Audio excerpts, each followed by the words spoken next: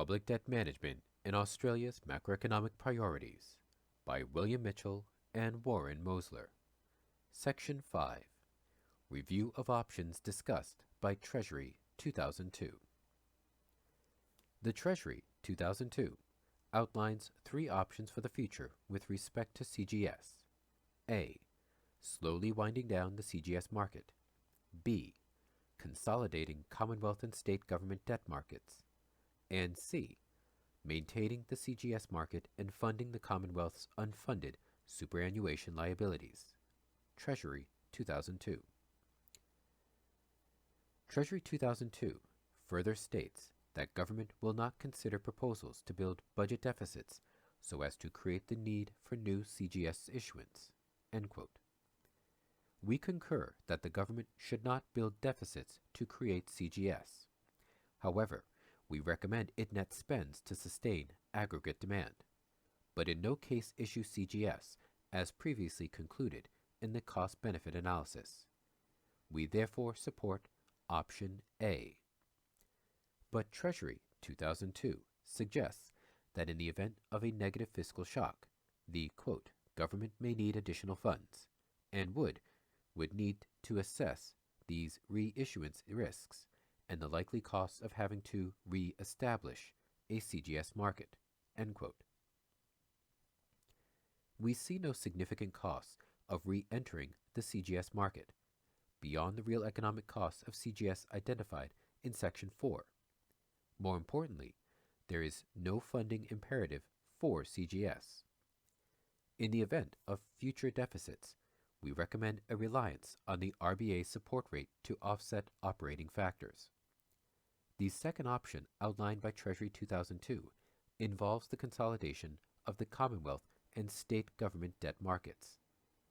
While we understand the political inefficiencies that the federal system engenders in the form of restricted cooperation between the levels of government, we would highly recommend this option. The Treasury's third option, quote, is to issue additional CGS and use the proceeds to fund the government's unfunded superannuation liabilities. This could be achieved either through hypothecating a financial asset portfolio to the unfunded liability or through transferring CGS issuance proceeds from a superannuation fund, end quote, Treasury 2002.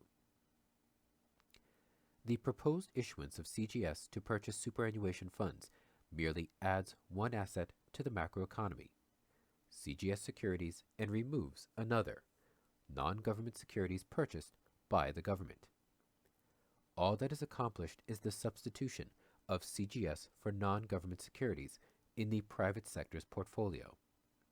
We also note that should the proposed superannuation fund purchase the CGS issued by the government is in fact issuing CGS and indirectly buying them back, accomplishing nothing beyond transaction fees. Furthermore, the Commonwealth's ability to make timely payment of its own currency is never numerically constrained by revenues from taxing and or borrowing. Therefore, the purchase of a superannuation fund in no way enhances the government's ability to meet future obligations.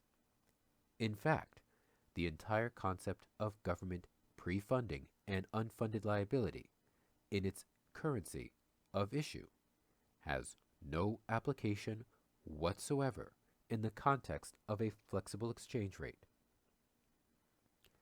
The misconception that public saving is required to fund future public expenditure is often rehearsed in the financial media. For example, an Access Economics spokesperson said recently that we needed bigger surpluses and hoped that, quote, the government will be able to get the message across that that surplus and more will be chewed up by, initially, the retirement of Australia's baby boomers, and then the growing healthcare costs for them as they age further, end quote. ABC AM transcript, May 9, 2002. In rejecting the notion that public surpluses create a cache of money that can be spent later, we note that government spends by crediting an account at an RBA member bank. There is no revenue constraint. Government checks don't bounce. Additionally, taxation consists of debiting an account at an RBA member bank.